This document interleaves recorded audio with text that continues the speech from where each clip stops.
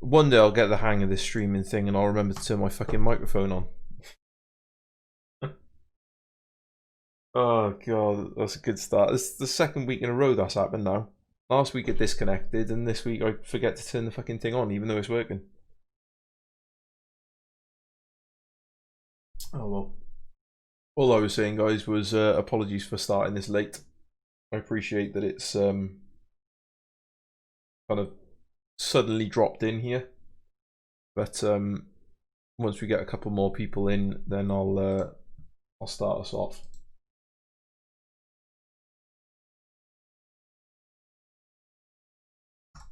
And we're going to be looking at some hands today sent over to me by, what do you find, folks?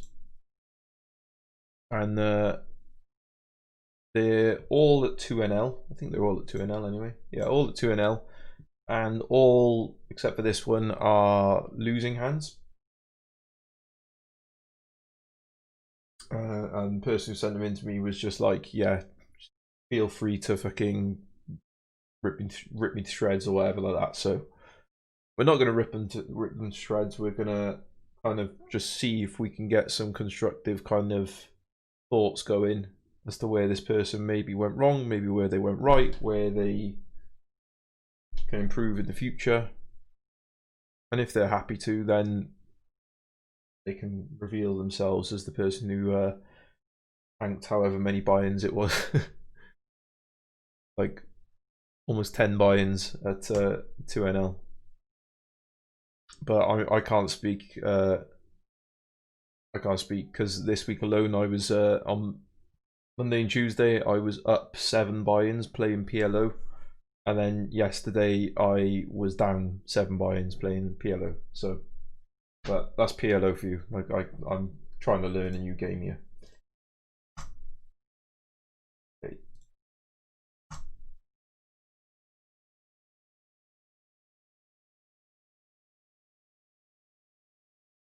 Who have we got in the chat here? Rob Chung. Rob Chung, is that a play on Rob Young by any chance?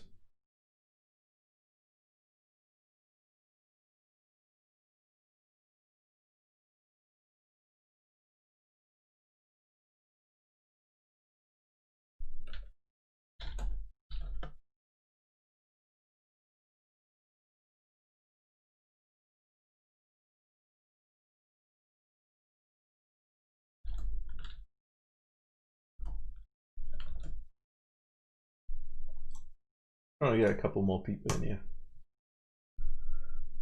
That's your real name? Ah, fair play, mate. No, I thought it was a. I thought that was a play on Rob Young. I didn't know what the play was, but fair play. Very rare that you get people using their real names on Twitch or any kind of other thing. I always find it a bit of a rarity that.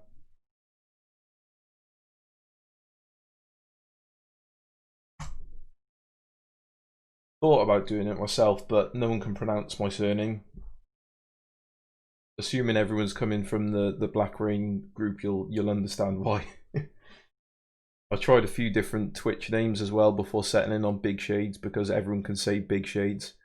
I had one which was Phrygian Dominant, which is a musical mode, and no one could say it. And then I had what was the other one? Digeo. It's just a shorthand version of my name, and no one could say that either. So I thought, well, Big Shades, everyone could say that. Okay, I'm just going to start, guys, because I'm not going to wait all day. I think the post that I put up on the Black Ring group, the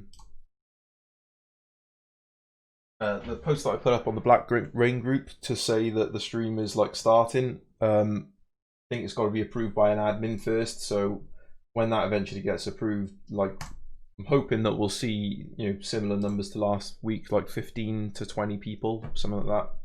We'll start for now. Cheers, Finn, as well. Thanks for loving the content, basically. Hi, Butt. How are you doing?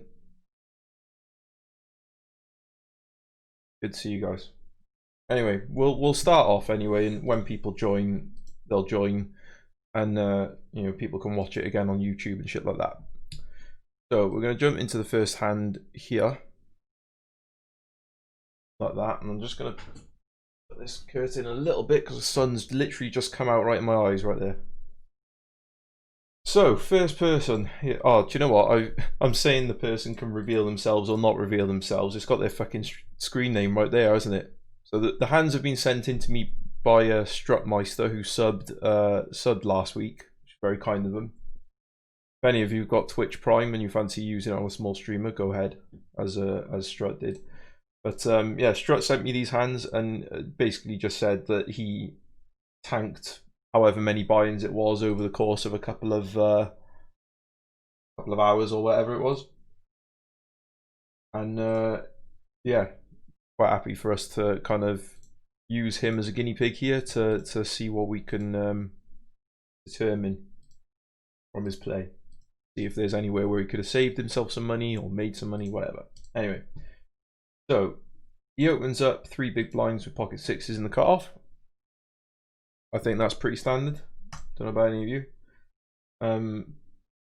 especially at 2NL. Like higher levels, like 10NL, 20NL, stuff like that, I tend to lean more towards opening like 2.5x, just so that you offer yourself a better price if someone 3-bets you, because usually if you've raised smaller, they'll 3-bet you a little bit smaller. But 2NL, 3 big blinds is a standard open size from anywhere. We see a call from Imperita. And I don't mind the call actually with the Queen Deuce suited. It's not the best hand in the world, but Queen 5 suited is a pretty standard call in the big blind against an open from a late position. Queen Deuce suited is maybe a bit more questionable, but not too bad. So Imperita decides to donk bet, which I can see some merit towards. They donk bet just over half pot with their flush draw. It's something you see a lot on the Microstakes. We discussed it a bit last week. Like, people donk bet their draws. Well, rather, if you see a donk bet, it more often than not, it's going to be a draw that the person's on. Sometimes they'll have a weird flop set or something like that, but usually it's going to be some kind of draw, especially on this kind of really draw heavy board. When they come out donk betting, it's the kind of hand that's like trying to get folds from ace king and ace jack, and I don't know, fucking king jack, or just high cards that don't really have any kind of playability on this board and are just forced to fold. But it's not the worst donk bet in the world, actually, in my opinion. Feel free to disagree with me, but I don't think it's the worst donk bet in the world. I think it's one of those ones that's certainly questionable, and 95% of the time you probably shouldn't do it, but I don't hate it. I don't think it's the worst thing ever. So as Strutmeister here, what are we thinking, guys? Are we going to raise, or are we just going to flat? Obviously we're never folding flop set here. You raise or flat here? And give me a reason why as well. Like, if you're going to raise, how much to and why, and if you're going to flat, why? I'll give you guys a minute to ponder that one. When we consider like what we think Imperita can potentially have here, they could have some. They could potentially have 10-9. They could have 9-5 suited. They could have 5-4. Could have 8-7, pocket sevens, pocket eights. I'm naming all their value hands, and then obviously they have a lot of flush draws, or they have like a 9-8 that's got top pair and a straight draw, or even something like, I don't know, Queen 9 or something like that. Like, loads of drawy type of hands as well. Raise to 11 bigs, board hits big blind range pretty well. Okay. Any advances on the Finn's take there? Raise 3x. Okay. I mean, you're both thinking along the same lines as me, really. I'd raise this pretty much 100% of the time. In terms of the amount to raise, I think there's various arguments you could put forward. There's probably some that are better than others, like sizes that you can raise. Like, if you asked a Ben CB or someone like that, like, they could probably tell you categorically raise to this size, and that's like the optimal. I'm not Ben CB. I don't know what the optimal size is, but generally speaking, if the more connected the board is, the more, in my opinion, you should be raising bigger, because you want to really charge. You want to tax people is a term that I like, that I've heard people use. You really want to tax people to hit their draws. Like, if you're gonna hit your draw, I'm gonna make you fucking pay for it, kind of thing, and I'm gonna make you pay for every other time that you don't hit your draw as well. So I like a really big size here. With a pot of 9.5, I think you're both along the right lines. 3x, 11 bigs. So yeah, I think you've actually both said 11 bigs technically. I like 11 bigs as a size, but we'll see what Strut does. Okay, Strut is about there, roughly about where we've all kind of thought. I like it, and I don't really need to say much more than that, really, because we've just discussed kind of why we think that's a good thing. So I'm going to assume Imperita is going to call here, which they do. We've seen the 9 on the turn. Terrible card for us for obvious reasons, because any 5 gets there now. Any 10 gets there. Just makes us a little bit less comfortable, I think, with our range. Yes, Alexander, big blind donked. Just replay that for you. So big blind donks. We raise it up after raising 3 big blinds pre-flop. So I've skipped ahead a bit there, but yeah. So Strut comes in for a moderately sized C bet there. I feel like the sizing could do better. I mean, personally, I think I would raise a bit more. Bet a bit more. I think I'd raise kind of 20, 21 bigs here. So just a little bit closer to full pot. My main reason being is because of hands like this, as well as hands like 9-8, 9-7, 8-7 that probably aren't going to go anywhere against a big bet at this stage. We want to get value from those 9-8, 9-7, 8-7, even like Jack 9, Queen 9, Ace 9, King 9.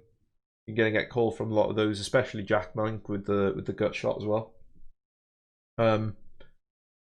They could still have 6-7. They could still have a couple of other random things, but I think I like a bigger size here. Obviously, if they come over the top of you, it's reasonable to assess that they've probably got like a 10 there as well. 10 or a 5, and they've probably got a straight. That's what I would take from it if they come in for a raise here. And I'd probably end up folding, as nitty as that might be. Well, it depends how much they raise us, but if they min raise, then I'm calling to try and hit a boat. But if they jam, I'd probably fold on this turn here. Thoughts, guys? Are we in agreement? Maybe use a bigger size, or even a smaller size, or is it the right size? Do we bet at all? Do we check it back? Try and keep this pot small in case we're getting effed in the A.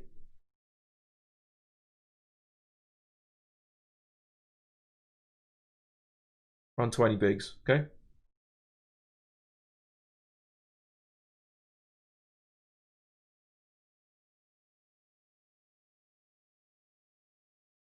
A little bit higher size. Okay, so we've got a majority saying going for a bigger size. And what's your name there? Ai Wang. Looking to make 1/3. Alexander 1/3. Yeah, it's kind of a tough one, isn't it?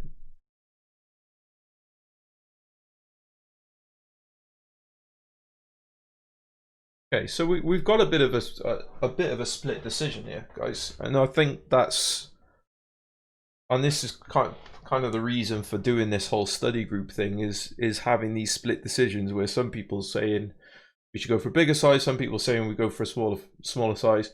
I think what we can deduce, though, that we're all kind of somewhat in agreement that this size, just slightly over half pot, is probably not the best size. Are we all in rough agreement of that? Some people saying bigger size, some people saying smaller, but we're all in rough agreement. 16 bigs here, probably the wrong size to go. Half pot, it kind of doesn't really, I don't think it does much either way.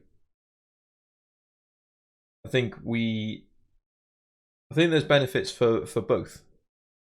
I like the thinking on both here.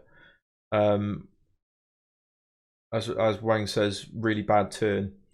It's one of the worst in the decks, so we need to adjust. We lose range advantage, and Big Blind has an advantage in 10x. I wouldn't say that we're at necessarily a range disadvantage. I think we can have some 10x as well. Okay, 1/3 pot straight and flush out there could already be beat. So well, we can't be beat by a flush already because flush ain't there yet. We can be beaten by straight, obviously. Yeah, I agree with that. Yeah, we can have 10x, but Big Blind has more 10x. Yeah, I agree with that. Because they're going to have all of the, 10-9, 10-8, 10-7, Jack 10, sometimes even like a 10-6, but obviously we block 10-6. They do have a lot of outs. Yeah, you're right there, Rocky. So it kind of comes down to the two trains of thought here that I think we're all kind of having kind of differences of opinion here between I think we're almost split straight down the middle in terms of who would bet bigger and who would bet smaller, and that is, do we want to bet for value? If we want to bet for value, do we bet bigger to try and get the most amount of value, or do we want to bet bigger for protection against flush draws, as this guy's got here, or do we want to bet smaller to protect ourselves, basically keep the pot small and make it a lot easier to call a river bet or something like that. Yeah, by all means, Ryan. Yeah, go for it. If you can pull up a sim, that'd be great.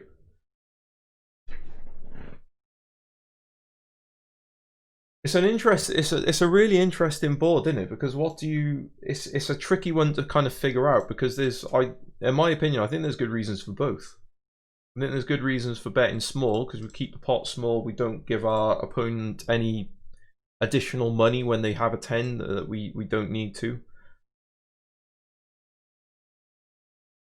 Yeah, principle's the same, mate. Yeah, you can crack on with that.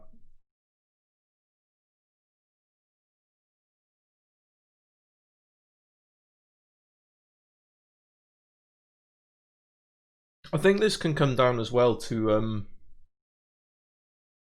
I think this may even be one where it almost comes down to your personal style, your style of play.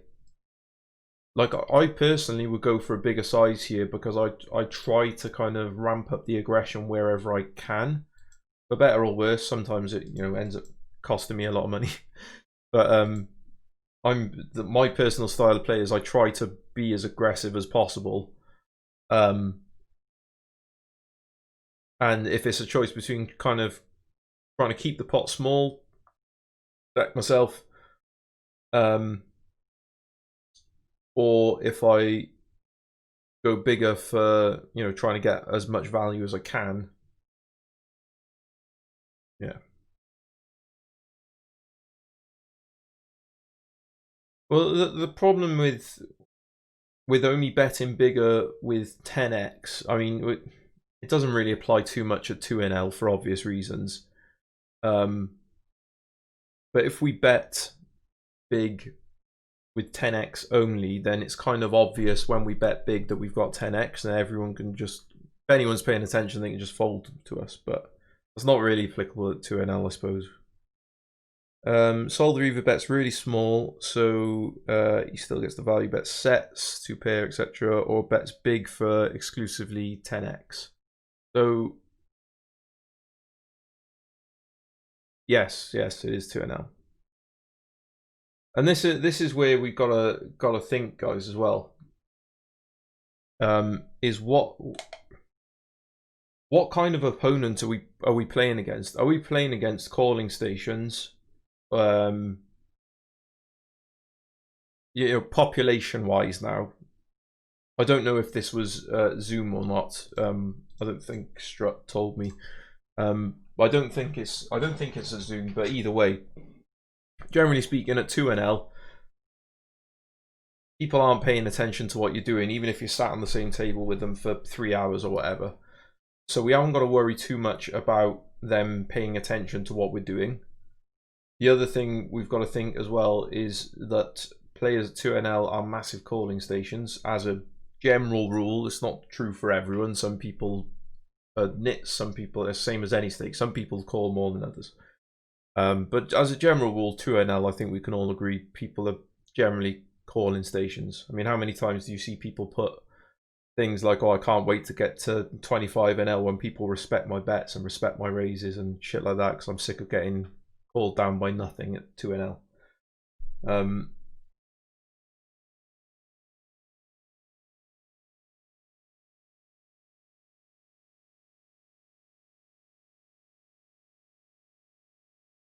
So yeah, I mean, it's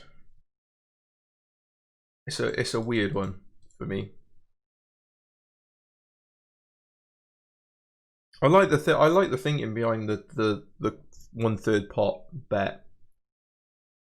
I don't even I don't even mind checking back, especially against a particularly aggressive opponent who's going to be check raising a lot on the turn. Like if you've got someone who's an aggressive opponent who, let's say that they would check raise their flush draw here, knowing that if we don't have a 10, we're going to really struggle to call. I actually don't mind a check back in that situation some of the time. Maybe not all the time, but some of the time. I think there's a multitude of reasons that we can go for multitude of different avenues. Yeah. IO set is bet small. Fair.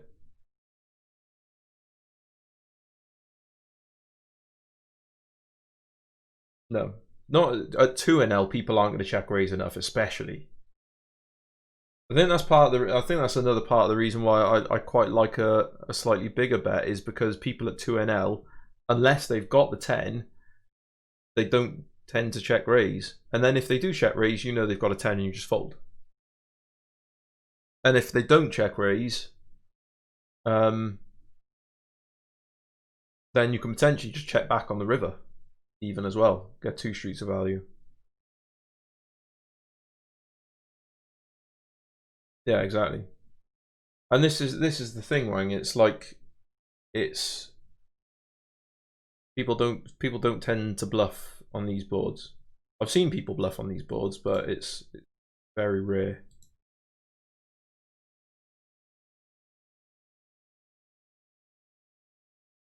But anyway, we're sticking around kind of on this one spot a little bit too long, I think.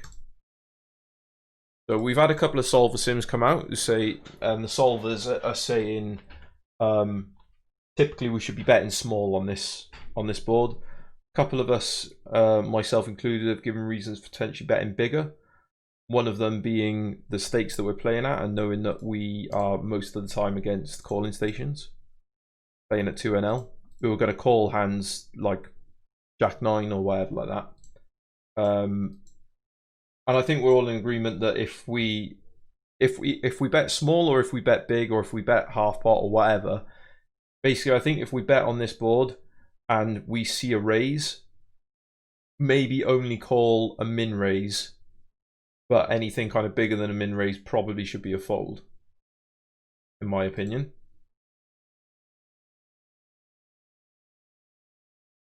Any takers on that? Because as Wang says there, this isn't a board where you see many bluffs ever, or hardly ever. People will bluff it on a very rare occasion, but you know, 95% of the time or whatever, no one's bluffing on this kind of board, because they're going to equally be worried that you've got the 10 anyway.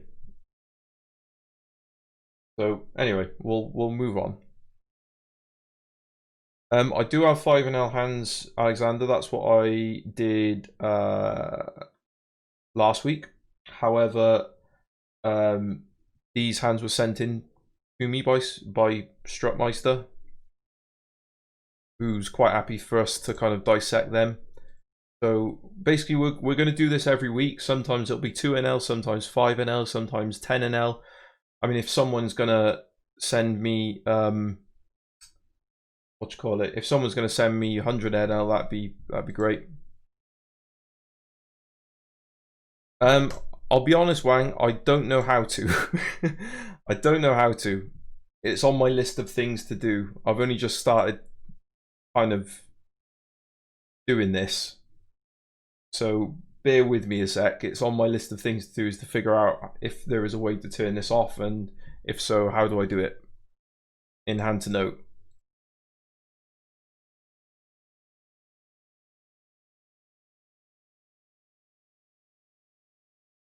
But anyway, we'll carry on. We'll carry on as we are for now, but I don't mind having the villain's hand there as well, because we can always kind of flip it and try and read the hands from the villain's perspective and say, like, well, what should they do here with this hand or whatever. We did that a bit last week. River is a fucking nightmare card. Flush gets there, which is problem. Our set is now completely useless. And I'm gonna guess that Imperator donk bets this. They do. They don't bet small.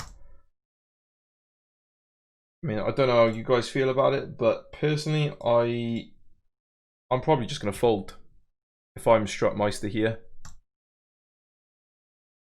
There is arguments for calling for a chop, but again, kind of as Wang said, you know, who's bluffing here? It's just you've been counterfeited on the river, and you just can't do a lot here. I actually quite like Imperator's kind of small donk bet here, because on occasion they'll get looked up by a 10, number one, and number two, they'll get looked up by people who frustratingly call. Again, 2NL, sometimes they'll get called by whoever's sat in this seat here.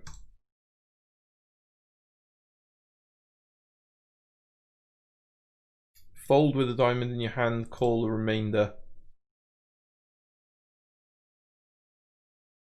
I'm not sure.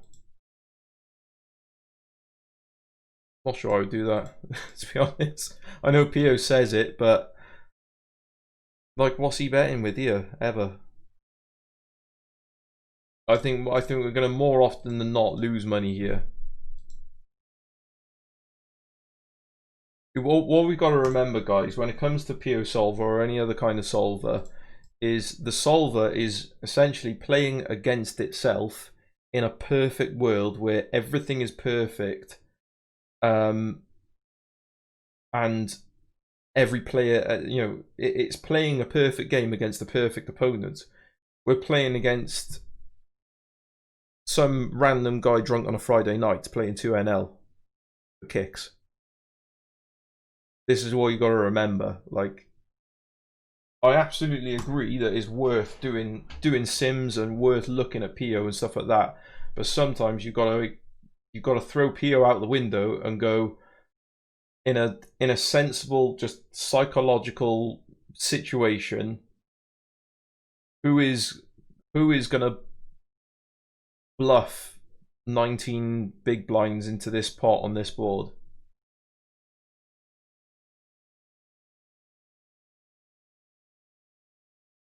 Without having a flush or a 10 or something. I don't think anyone is, personally. Maybe at higher stakes where people know what they're doing or whatever like that. But the 2NL, people are just clicking buttons, guys. They're just going, click, oh, I got a flush now. Okay, click, money in. That's who you're playing against. You're playing against people just clicking buttons most of the time. I haven't got a clue what they're doing. And sometimes we don't know what we're doing. Granted, no matter what stakes you play, you always get into spots sometimes where you're just like, I don't know what to do here. But I think here, in my opinion, this is one of those situations where we just kind of, as everyone's kind of said, just Just go, fine, fold. Fold and move on. I don't actually know what Strutmeister does here. Strutmeister does call. And obviously sees the bad news and good night nurse. About yeah, just under 50 bigs. But they could have saved themselves 19 by folding there on the river. Like, rather than, in my opinion, in 2NL and 5NL and even 10NL, like when you're facing spots where it's close, where it's really fucking close, like I tend to go with the option that is going to cost me the least money as opposed to make me the most money. Where when it's like really, a really fucking close spot, I'm talking like this. Like, I don't know. I don't know. We could talk all day just about this one hand, really, can we? Well, we'll try and move on to a different hand and try and get some different spots. But I mean, this is a good fucking discussion, guys. I don't know about you, but I'm finding this very interesting in terms of how we've all kind of come to a bit of a different conclusion. The solver's got one conclusion, and then we all say fold. The solver says call, and stuff like that. I think it's good. But anyway, yeah, so that's that hand. Unfortunately for Strutmeister, he loses, and that's going to be a theme in this little kind of hand review session. Unfortunately for Strut, he lost a lot of hands and he sent them all to me. So we're going to be picking him apart a little bit.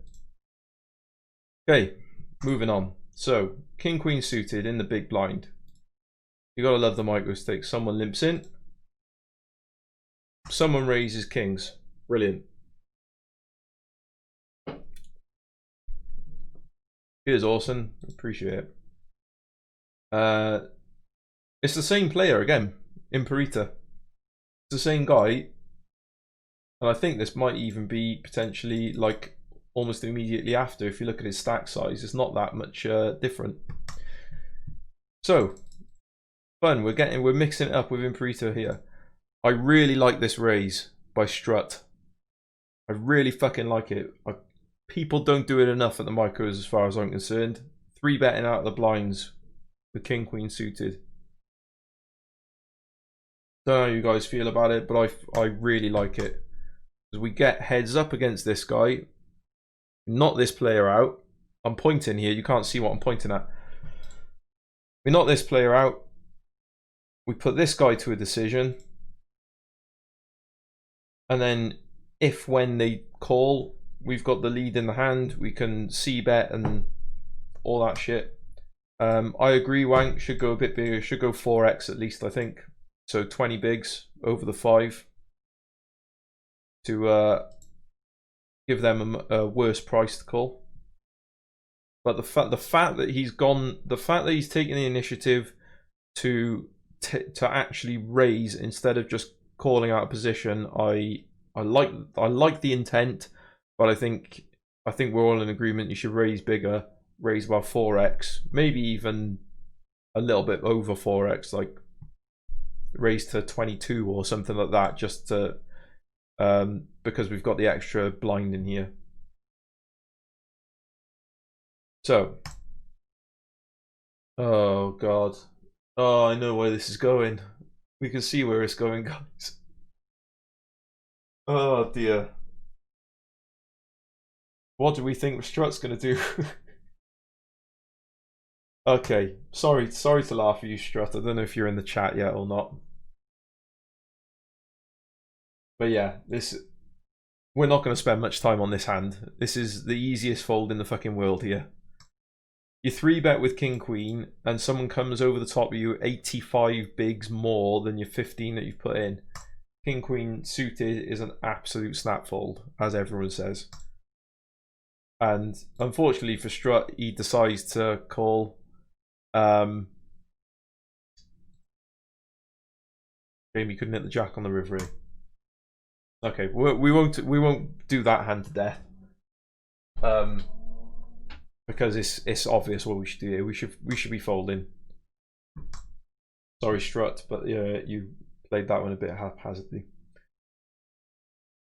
But again, like I like the initial intent of trying to put in a raise and put their opponent to a decision. It's just not executed quite as well as it could have been.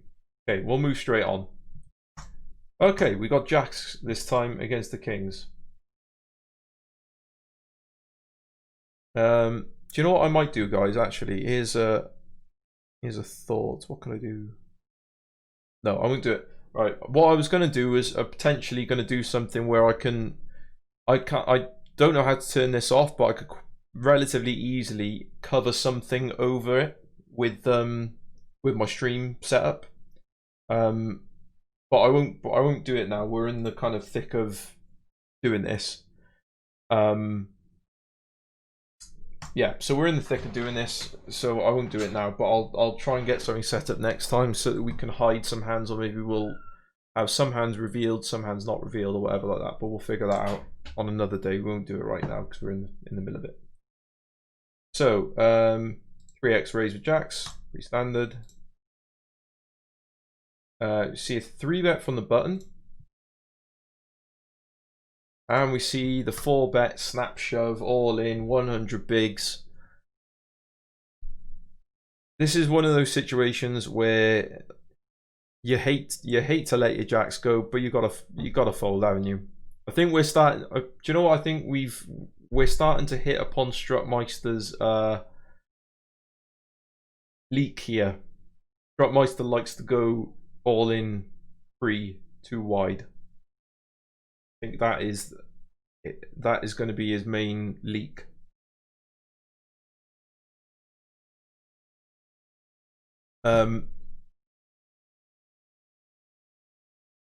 Yeah, the only exception to this, what I will say, sometimes, and you'll all have been there, sometimes you get onto a table and you see people shoving every fucking hand, and they shove in ace 5 off, queen 9 off, 7-6 off. I've had all of these and more. In that situation, call with the jacks, in my opinion, because the amount of money I've made off people who are shoving every single bloody hand, and I get a hand like, you know, jacks or tens, and I think, well, most of the time I'm going to be at least kind of, you know, 65-ish% favorite or somewhere in that region. That's the only exception, but we're going to assume that Kalku actually knows what they're doing, and obviously they've got kings anyway. So, although that said, I don't like the 4-bet shove, truth be told, because it'll get too many folds too often, even at these stakes, even at 2NL.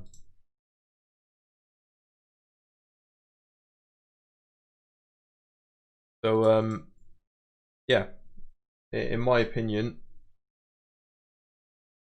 I think the 4-bet shove is bad. I think you should be 4-betting smaller. I don't have, just to clarify, guys, I don't have full stats on these hands. So what Strutmeister has sent me is individual hands in a vacuum, not full sessions. So we don't have stats on these guys. We don't have proper stats. 4-bet sizing from the small blind. Well, I think 27 is the minimum, in my opinion. 27 bigs is the minimum that you should be raising, but I like a little bit bigger than that. Let me think. About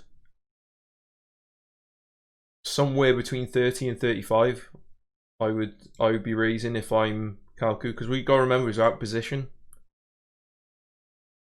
Anywhere between 30 and 30, well, between 30 and 36, I'd say. So either 4x or slightly under 4x, I think, in order to get called by people who've got jacks and queens, who aren't calling stations like our friend Strutmeister here.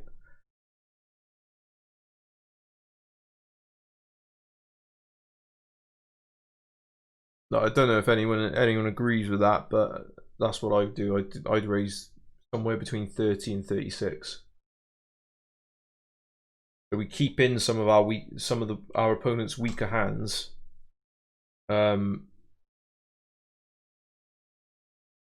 that we can get value from on, like, imagine, like, say for argument's sake, just replay this hand in an imaginary scenario. Say we're Kalku and we raise it up to 35 bigs or whatever like that. Strutmeister with the jacks calls for 32 bigs more. The geezer on the button folds. Flop comes 9-7 deuce or something like that. You're going to get quite a bit of action from the geezer with the jacks when you got the kings there. But by shoving, like a lot of people have said already, jacks is now a fold, pre-flop. Whereas kings, we don't want jacks to fold yet. We're fucking dominating jacks. We don't want jacks to fold yet. We want to try and extract more value from jacks more often. So we raise a little bit, you know, maybe not a little bit smaller, but we raise, and look to get value post flop when the flop is favorable for us. 4-bet shove, you force opponents to play perfectly. Yeah, the problem is we don't want our opponents to play perfectly, really, do we? We want them to play imperfectly. That's how we make money off them. So Strutmeister has played imperfectly here because they've decided to call with their jacks. But what I'm trying to get at is we don't want Strutmeister calling with jacks here. We want them to call with jacks when the raise is like 35 bigs, and we get a nice easy for any flop with without an ace on it. We're pretty happy with our kings. Well, most flops without an ace, we're pretty happy with our kings. In a 4-bet pot, we can narrow their range really tightly to, you know, ace kings, sometimes maybe ace queen suited, and then queens jacks, maybe tens. And then we know that on low boards we can extract more value out of them. But against 100 big blind shove, I mean, almost everyone in the chat goes, no, I'm folding. So you're losing out on a lot of money from the people who are going to fold jacks pre, in my opinion.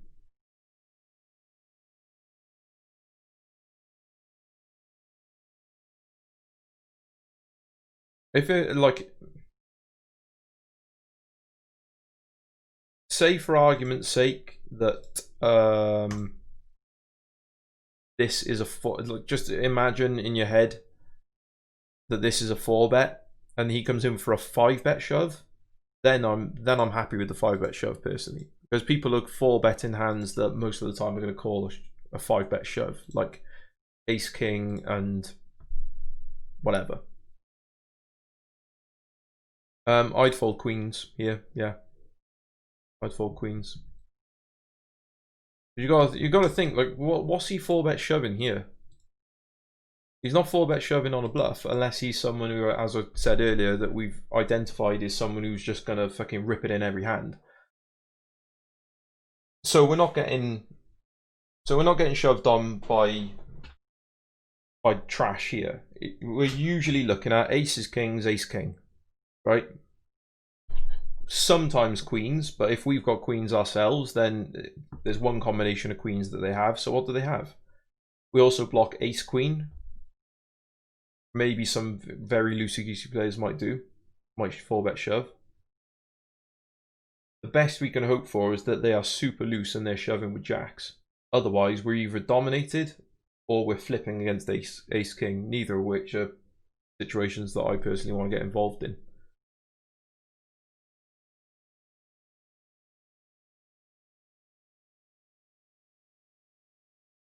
So yeah, I mean, we can't really say much more about this hand. I think mostly we're all in agreement that jacks should fold. I personally don't think we should shove kings unless we've got a table dynamic where we know someone's a station that is going to call down with queens, jacks, tens. Then shoving kings isn't as bad there. But I think we make more money more often by raising up the kings, you know, 4x or slightly less on a 4-bet. Ah, fuming. Boat. Unlucky strut. Okay. What's this hand he sent me here? Kings against 8-6. Pretty small pot, so I'm gonna whip through it fairly quickly. Standard raise.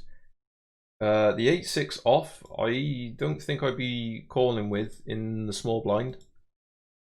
Maybe in the big blind, but against an early position raise, like I think we should be folding there in the small blind, personally. Flop, we see the pesky ace on the flop. I think check back here is pretty standard. Strut does go for the bet though. Not the worst bet in the world. You get called by a lot of Queen X. You get called by obviously some 6X, I'm going to assume. Get called by some heart draws. The problem is we got the King of Hearts, so we block the hearts. I don't like his bet size, as you said, Alexander. I don't get why you're betting so big there. If you're gonna bet on this, flop, you want to bet small to get called by 6X, Queen X, maybe Jack 10 on occasion, and heart draws really. By betting bigger, you're narrowing your opponent's calling range to be filled more with ace X. By betting small, you achieve two things. First of all, they're going to call with the ace X that they were going to call with anyway. But they're also going to add in some more of those draws, some weaker draws, and some 6X and some Queen X that they wouldn't necessarily otherwise call. I mean, we've got this guy calling with 8-6 for some bizarre fucking reason, but there we are. What we can do though as well, what we can do if we bet smaller is on most turns our opponent's going to check to us, and if we don't like the turn card, we can check back and keep the pot small. So we bet small on the flop, and then we're almost blocking them leading on the turn. Because if we check back this flop, for example, and they lead pot size on the turn, we're not thrilled really, are we? Even though we've got a very strong hand in our kings, despite the ace on the board, we are not particularly happy. But by betting small on the flop, we get to check back the turn and see free streets more often, I think.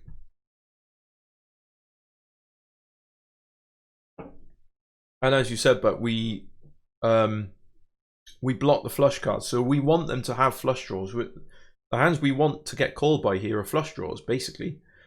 But by having the King of Hearts in our hand, we block the draws that they can potentially call us with, and we can get value from.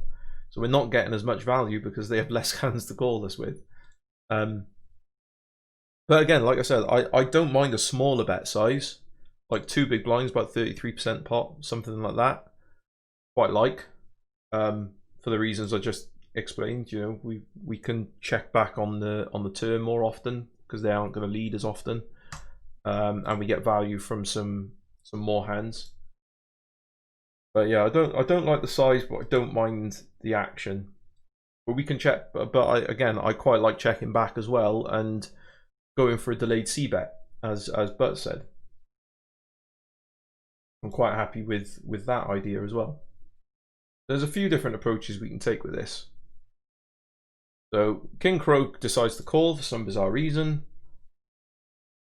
They check over to us, so we actually pick up some equity on this turn. We can hit the jack now for the nut straight. We've got to worry. Pardon me. We've got a slight worry about Queen 10, but we're not really worried about Queen 10. King Jack as well, but we block King Jack. So this turn card doesn't really change a lot, in my opinion. If they had ace 10, they were already ahead anyway. Maybe in some universe they've got 10-6 or pocket 10s, but how often are they going to have that? Like, very, very, very rarely. So really, Queen 10, which isn't all that likely, or King Jack, which we block, which is even less likely. So on the turn, Strut decides to check back. In my opinion, if we bet small on the flop, we could have potentially bet small on the turn as well. here. But I think what Strutt's now worried about is because he bet bigger, he's probably thinking, okay, my opponent's got a lot more, or I hope he's thinking anyway, my opponent's got a lot more ace-x in his range because I bet bigger on the flop, and therefore, you know, I'm narrowing his range to ace-x, and now I think he's just worried about ace-x. I could be completely wrong, but that's what I'm thinking that he's thinking. If we bet smaller on the flop, we can bet small on this turn as well. We can get called by king, queen, queen, jack. We can get called by jack 10. We still get called by flush draws. And queen 9 and hands like that. We still get called by a lot of hands if we bet smaller on the flop. Now with this turn card, after we bet bigger on the flop, it's more likely that our opponent's got an ace in his range and we're afraid and we're checking back. Is not great, basically. And the 9 on the river is, I mean, it's a pretty bad card in the sense that obviously some flushes get there now. Queen 9 gets there. I guess 9-6 gets there, but aside from that, not a lot else gets there again. King Jack, we were already behind, but there's not much likely that that's there. Queen 10, we were already behind. We're already behind any kind of ace at all. So there's only really Queen 9 that improves there, and they can't really have 10-9 because the only 10-9 they're calling on the flop is 10-9 of hearts, and with the 9 of hearts on the river, it means they can't have 10-9 of hearts. So, so our opponent bets out here. I am not overly convinced of their bet. Jack 8 of hearts, yeah. Any hand that's heart, we are losing against now. What we've got going for us though is we've got the king of hearts, so it's a lot harder for our opponents to have, you know, a strong flush or whatever. I don't like King Crow's bet. I don't mind a bet, I just don't like a half pot kind of wishy-washy, maybe I'll get you to call, maybe I won't kind of bet. I don't think, I hate this size on this river. I think it's, I hate it.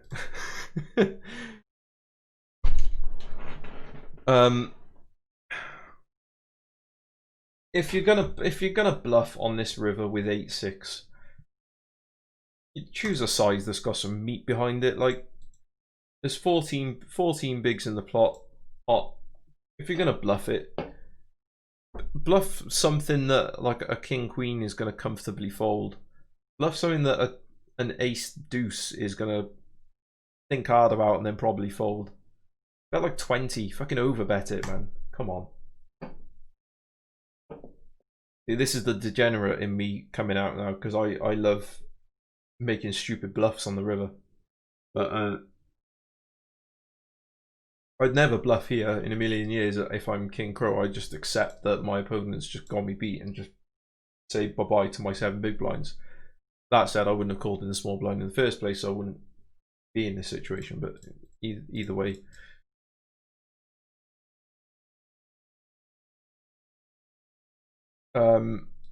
So yeah, so I don't like this at all. The size is far too small as a bluff, which I'm assuming is what he's got. He's obviously not going for value against pocket fives.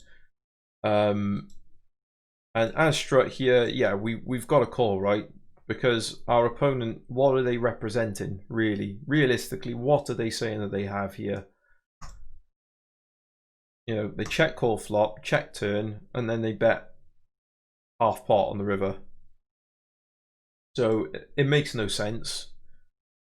He's not told a good story, and then he's given us pot odds, 25%. You know, really, are we ever thinking that he's got like a 10-9? We block the nut straight in King Jack, we block the flush, we block everything except for, you know, ace 5 or something like that. So Strutt, thank God, calls and he takes the pot down, which is great. In a vacuum, happy days. Strutt got probably the absolute max value that he was ever going to get from King against 8-6 there. However, obviously we're not here to kind of look at hands, you know, look at the exact hand of our opponents. We're here to try and figure out what's good against an entire range. And I think against an entire range, Strutt got very fortunate that he chose the line that he did, with a big bet on the flop and then checking back turn. As I said earlier, for reasons that I won't bother going into again, but as I said earlier, I like a small bet on the flop, so we get called by draws and queen x and 6. Continue with a small bet on the turn because the 10 doesn't really change anything, and then maybe look to try and get a very, very thin value bet in on the river, or potentially just check it back. I see what you're saying, Dazed, in terms of two pairs, flushes, straights. But what you've got to look at is the way that the hand played out. How often does our opponent have play you know, ace 10, ace 9, ace 6, ace queen this way? Queen 10 maybe, queen 9 maybe. You know, I'm not so sure. Again, the thing that makes the decision easy for us is this. It's this wishy-washy bet size on the river. Who's betting like half pot with a flush on the river here, trying to get called by ace king, ace queen, ace jack, whatever?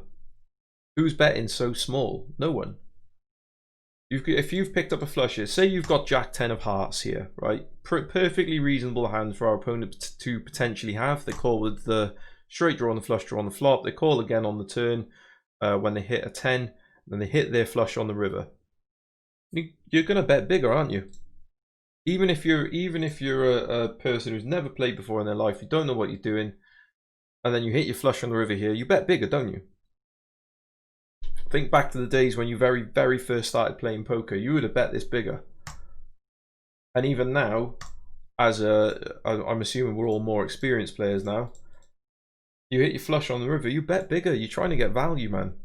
Trying to get called by ace queen, ace king, ace jack, ace 10, ace 9, ace, anything with an ace in it, you're trying to get called by, as well as sometimes a straight, sometimes two pairs, sets. Like, we can have so many different hands here.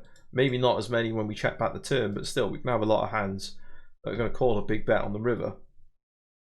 When he bets that's so small, does he have a flush?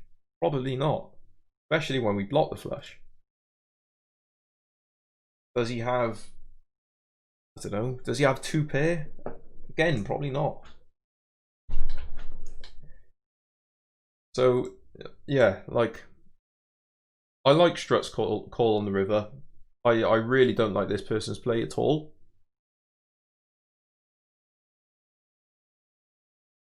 Good get value from a straight. Okay, so there's not many straights he can have. Very, very few straights he can have. He can have king jack, which we block. You can have jack 8 of hearts, but that's a flush, not a straight. 8-7 of hearts, again, flush, not a straight. Really, the only straight, realistically, that they can have, king jack, which we block. So we can take straights, not entirely, but quite a lot out of their range there. Two pairs, well, any ace we're behind against the whole way. So actually, the more cards that come, the less likely it is our opponent has two pair of ace 6 or ace 9 or ace 10 or whatever. It's less likely our opponent has an ace when the board fills up, if you see what I mean. He could have had ace with ace with a weak kicker. However, the other two pairs, queen 10 and queen 9, realistically, there's not a lot else that he's going to have here in terms of two pairs. Now that we know that this guy calls 8-6, we can maybe say that he'd have 10-6 or 9-6 as well, but that's not going to be true across the board for most people. Most people here, if they've got 2 pair, it's going to be Queen 10 or Queen 9. There's not that many combos. I think that the key behind this hand is this small bet. 25. Are we ahead of 25% of his range? 25% of hands. In my opinion, yes, we are.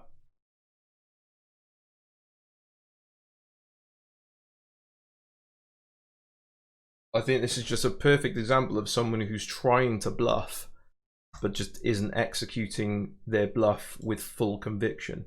If he bets, let's take it like, I'm going to put myself in King Crow's shoes here. If I'm King Crow and I decide to bluff this river, I probably wouldn't have 8-6 for a start, but let's say for argument's sake, whatever it is I've got, I'm making a bluff on this river. I've got nothing. I've got fucking 8 high or something. If I'm bluffing this river, I'm putting in 20 bigs. Not 7.5. I'm putting in 20. Because I want to make a hand like Pocket Kings or King Queen or Queen Jack or even Ace Deuce. I want to make them really fucking think hard if they want to call an overbet on a river that connects a lot of things.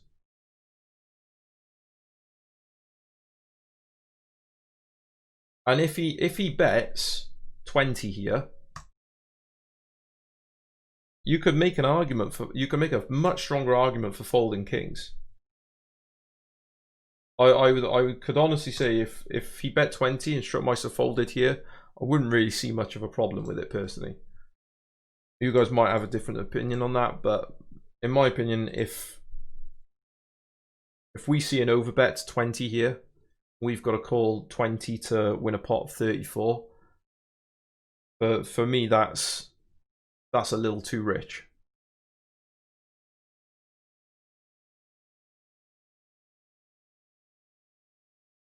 And I'd probably fold it. Well, I don't know if I would fold it, but I wouldn't see a problem if somebody folded it, if Struttmeister folded it, for example.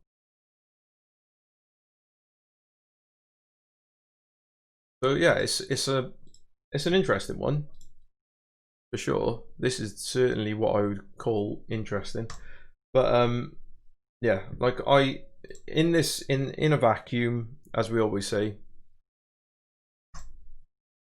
No, we don't beat value on the river. We're not trying to beat value. We're trying to beat someone who's doing something stupid that they shouldn't. Which, as I'm sure we've all played 2NL long enough that we know that people do stupid shit. And a lot of the time, if you're just getting decent odds, you'll probably just call. Because a lot of the time, people are just doing something stupid with a hand that you shouldn't. Okay, evidence. If we're playing this hand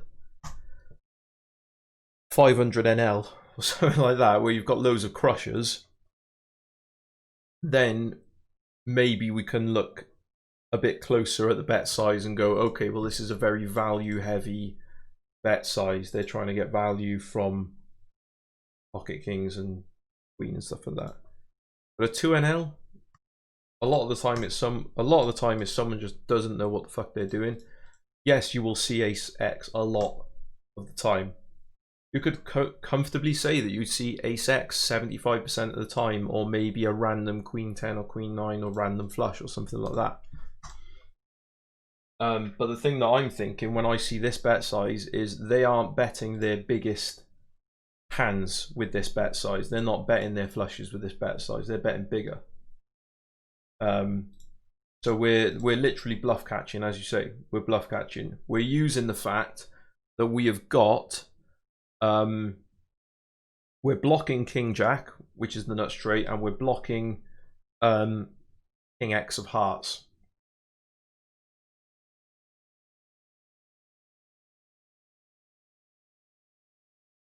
I pay to learn exactly what you're saying there. We're blocking straights and flushes. We're beating Queen a lot of Queen X hands that you can potentially have. You can still have Queen 8 here. You're forgetting Queen 8, Queen 7, like suited. Queen 8, Queen 7 suited, Queen 6 suited. They can have a load of random fucking Queen X here. They can have Jack 10. They can have maybe once in a blue moon a Jack 9 or something like that. There's a bunch of trash here that they're potentially trying to turn into a bluff, and they just don't know how to do it right. And it's exactly what they've done here. They bet too small. They've bet too small. They've given us the price to go, thank you very much, I'll take that, because we only have to be right, what, 74% of the time? Oh, sorry, 26% of the time. If we're right, if we're bluff catching this, 26% of the time we're saying you haven't got an ace or two pair, you're just dicking about with something, then our call becomes break even. If we think that we're going to win 30% of the time, our call becomes profitable. I'd reasonably say that I'd reasonably say that we are winning the hand 30% or more of the time on the river, given how passive the action was the entire way. Anyway, we're getting on a bit in this hand now.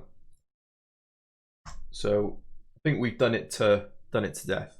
Thanks for the follow, I pay to learn, much appreciated. You are number 83 or 82. 83, I think. We're getting closer to 100 followers, guys. That'll be sick. The stream that we did when we did this exact stream last Thursday, my followers increased like 50%. I had like 50 and it grew to like 78 or something ridiculous, like overnight. But yeah, much appreciated, mate. So no, that was the hand we already did. So we're going to move on to this hand again against King Crow. This time we got the Jack 10 suited, and it'll be interesting to see how this pans out, given that we've got three players here that all, by the looks of it, see a showdown some way, shape or form. So we raise up the Jack 10 suited, which is fine. See a call from ace 6 off. Personally, I wouldn't call with ace 6 off on the button here. I don't know Burpinen. Not the worst call in the world. Yeah, it's not the worst call in the world, certainly, but I wouldn't call a6 off. Problem with a6 off is that, first of all, very difficult to hit a flush. Second of all, very difficult to hit a straight, because we're outside of the remit where we're 3 cards to a straight. And third of all, if we say we hit an ace on the flop, we're going to get out kicked a lot of the time. Most of the time, in fact, we're going to get out kicked. So ace 6 off is really fucking bad hand. You'd rather have ace 5 off here than ace 6 off, because ace 5 off, at least you can make a wheel with that. You can 2, 3, 4. You know, it's really bad. Do you know what? I would prefer a fucking 3-bet here than a call. I would fold, if me personally, I would fold every time. But if they 3-bet, I would like that more than just calling. Because at least 3-bet, you're giving yourself more opportunity to actually win the pot. What he's doing by just calling here is he's just hoping to hit an ace or a 6 or both, which you're not going to do often enough. And even, like as I said, even when you do hit your ace, a lot of the time you're going to be out kicked anyway. So I don't like that, and we'll move on. Call by King Crow, 5-4 suited, perfectly fine. Very good defending hand. You can make some very strong hands that sneak in there. Reverse implied odds, but yes, that's exactly what it is with the ace-6 there. So wow, okay, everyone gets a piece, and already I'm going to say that I'm disappointed in Strutmeister. Knowing exactly how this hand is going to turn out for him, I'm disappointed that what's going to happen here. So King Crow flops a small flush. Burpin obviously has the nut flush draw. Thank you, Ray, for the follow, much appreciated. So we got a check from King Crow. Strut bets pot. Oh god. Oh man, Strut, man. Come on, that's such a bad spot to do that. You've got a million different flops that you can bet at with your Jack 10 suited. This ain't one of them, my friend. This ain't one of them. We got absolutely fuck all here. We got middle pair. Someone could have King Deuce of Diamonds here. We're already absolutely crushed. This is not. Yeah, this is very bad. This is the worst play I think that I've seen from Strutt thus far. The calling, the call all in. Where was it? The call all in here. With the King Queen suited earlier on, that was pretty bad. But I think this bet on the flop is worse.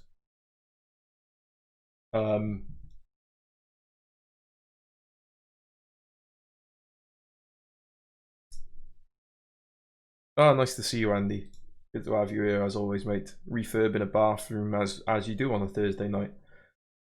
Okay, so Burpen calls with their bottom pair nut flush draw. I am perfectly fine with this. At the moment, they don't really have much to go on, and they are trying to hit their nut flush. I mean, that's all you can really do here. You can raise, but against two opponents, one of which is already bet pot, you don't really want to start inflating the pot where you're only on a draw, in my opinion. And it's, whilst the draw itself is pretty strong, you don't really have a lot else to go with it. Maybe if they hit a 6, then they might be okay, but not very often. King Crow raises it up, raises pretty small. I'm not sure how I feel about the small raise. I don't know about you guys. I would either raise bigger or just call, I think. Raise bigger to get called by sets, maybe a King Jack and Ace X with the Ace of Clubs looking to hit their flush. Or just call to try and keep the pot small, because we don't have the strongest flush in the world at the moment, and you've got to be conscious that yeah, on this kind of board, most of the time you're going to want to keep the pot small. So yeah, otherwise in range on the flop, multi-way, you strong top pair, strong draws. Yeah, so I don't mind King Crow raising here, but I think if they're going to raise, just raise bigger. If you're going to raise, put in a fucking substantial raise where you're going to get called by sets or Ace of Clubs trying to hit a flush. Aim, shoot, miss, I'm assuming that's your name. I'm afraid I don't use Poker Tracker, so I could not tell you where to play with it. Aside from stars, 888 I think you can use, but I personally don't play on 888. So yeah, so I think they should either keep the pot small and just call, or they should raise a bit bigger to get value from whatever. Strutt decides to call. Terrible call. Yeah, just you never call. Never call. If you're ever got middle pair on a monotone flop and you don't have the suit that is on that flop, just fucking fold it out, mate. Just fold it out. And standard call, Burpenen, massive implied odds here if they hit their flush. The pot's already 66 bigs now that they've called. That's more than enough to be calling with here. Turn is a 4, and I'm going to assume King Crow's going to jam this. I would. No, they bet a bit smaller again. So King Crow, by the looks of it, they, based on this hand and the last hand that they played, I think they need to potentially ramp up their aggression a bit.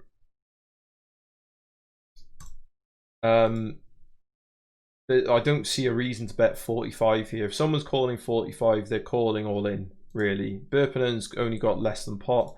Strutt shouldn't even be in the hand at this point. The Strutt should be long gone, sat on a beach somewhere sipping margaritas. Strutt should be nowhere near this board anymore.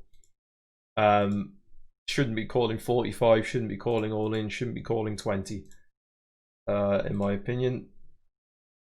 So yeah, for me, I think King Crow should just be shoving here. They're going to get called by pocket kings, pocket jacks, pocket sixes. They're going to get called by ace of clubs with a pair, potentially ace king, ace jack, sometimes ace six. They'll call all in as well. Yeah, so I don't like that at all. Well, I say I don't like it at all. I just don't like the size. I think that they should be shoving instead of betting what 75% pot, just less. 5% pot. Strut. Oh god, mate, you're killing me.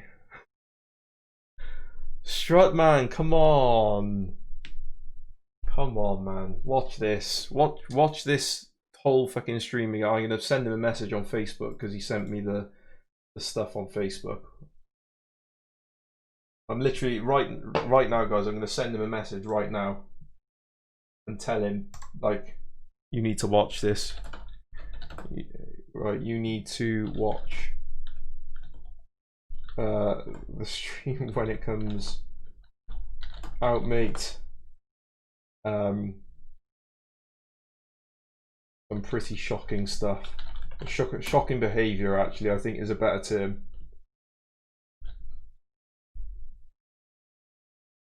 There you go. I've just sent Strut a message on Facebook, just basically telling him he needs to sort his shit out. Just to evidence that I'm not bullshitting you guys. Where is it? Where's it gone? There it is. There's my little message. You need to watch stream, mate. Some pretty shocking behaviour. There you go. Put my money where my mouth is. So anyway, that little side piece. I feel bad because from talking to Strut, he's a really nice guy, but this is terrible. This is a terrible call. This is one of the worst calls I've ever seen. That's an exaggeration, but still, it's funny. Anyway, so Strut calls, Burpinen calls. Why are you calling when you're leaving yourself 16 behind, mate? That's just, what's the point? Just get it in. Just get it in. Burpinen, get it in. King Crow, get it in. Strut, get out. Get the fuck out of the pot. Ah, this is funny. 7 on the river. I mean, there's 192 big blinds in the pot, guys. We have. Can we fold a 6 with our 16 bigs? Can we fold 33 with a jack? Like, I don't know. King Crow is obviously going to stick the rest in now. Yeah, if he didn't, if he didn't do that, then I probably would have just quit poker forever and just thought, you know what, fuck this, I'm going to go and get a degree in accounting or something. But yeah, King Crow sticks the rest in. Strut at this point has probably realised the error of his ways, and he's probably thinking, maybe I've screwed myself here, but now I'm forced to call with what, 12% or whatever. Strut gets it in. Burpinen calls with his bottom pair of 6s for, don't even know, that's like 5%, I think. 5% of the pot is what he calls for there, something like that. And obviously King Crow takes it down. So yeah, I mean that is it. It's 2NL, guys. Welcome to 2NL. I know. Respect to King Crow. He got I don't know how he did it, but he got a triple up there. How the fuck does he get a triple up when your opponent's got a bottom pair of 6s and your other opponent's got mid pair of jacks with no draw? How do you get full value there? I don't know. Maybe you should reach out to King Crow and get some lessons on getting max value or something.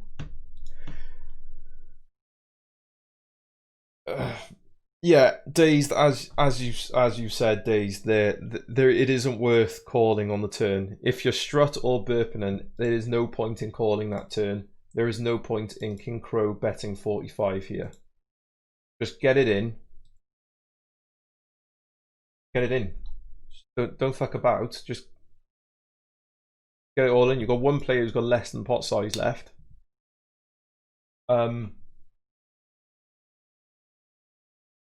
like, yeah, I don't know.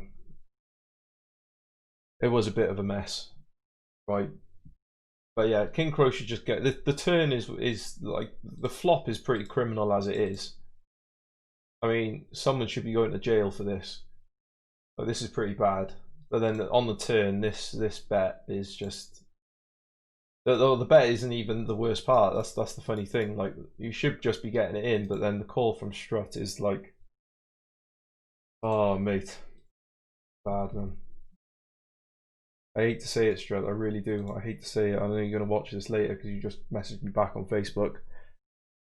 But yeah, that's just bad. And Burpinen should just be getting it in. Why are you leaving yourself 16 bigs behind? If he'd left himself 16 bigs behind and then folded on the river when he didn't hit his flush, I wouldn't hate it as much. As stupid as that sounds, but at least then you're like, okay, well he's saving himself 16 bigs there when he doesn't hit his flush. He's saving himself a tiny little bit of money. He's saving himself something. But he just calls it off anyway, bottom pair. When he's never ahead, ever. Oh, that's funny, man. That is a funny hand, guys. And there you go. Have my money. That is funny. That is the hand of the day. That's the hand of the fucking month, as far as I'm concerned. I've seen some really bad, like, I've seen some bad hands in the last month that I've played.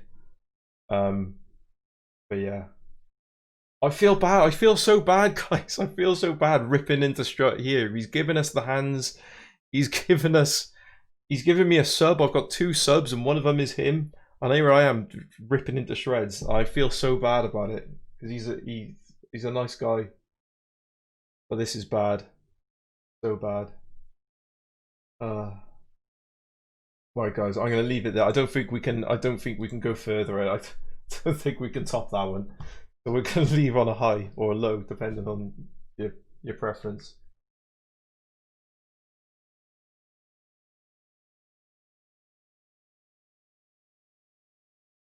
Yeah, hopefully Strut will improve. Like we might, what I think we might do is like maybe we'll make like maybe once a month we'll have like a Strut week where we see where Strut is in his game now. See if he's still calling with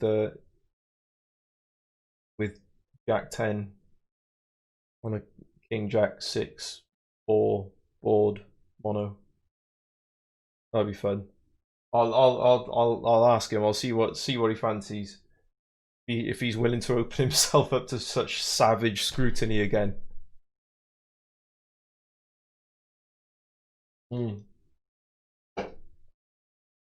Yeah, this was that last hand was fun. We were all so very super serious in the first hand with the 6s and all of this going on here, and this was a really tough hand, to be fair. It was a really tough hand for Strut to play. We all had different opinions. We had solvers involved and all that. Very serious affair. And then we've ended on, let's just, but for the lulz, let's just play it and I'll just sit here and watch.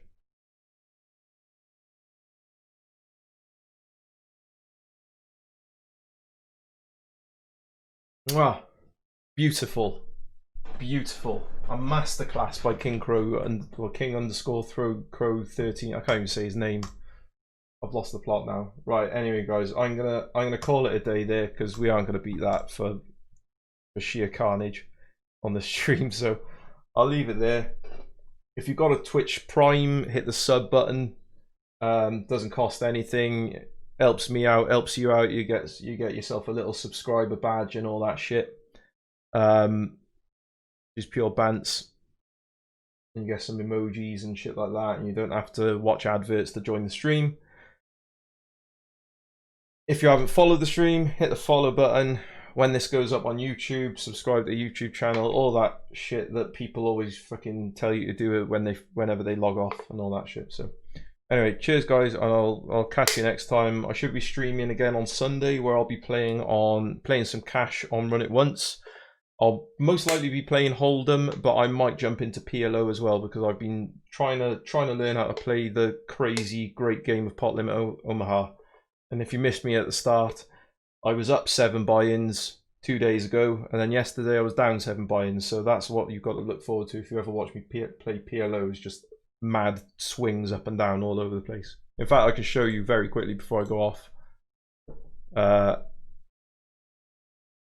where we at. Right, so this was the other day.